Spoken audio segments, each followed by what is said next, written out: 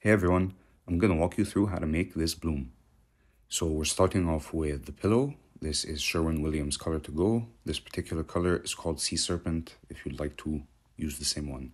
My pouring medium is the HGTV Infinity and the Ultimate Polyurethane from Varthen. And I'm mixing that with 1 part of acrylic paint, 1 part of the varnish, and 3 parts of the Infinity. The cell activator is 1 part of Amsterdam Lamp Black to 3 parts of Australian Floetrol. Now, when you get to the blowout, the aim is to first spread out that inner circle so you have a bigger target to work with, and then you're trying to push out petals. The best way to get a wide petal is to move your head back as you blow out. Otherwise, you will end up with narrow streaks. If you have large pools of the cell activator left over, you can use a straw to get a narrower push out, to spread it out. You generally don't want to leave pools of cell activator on your painting.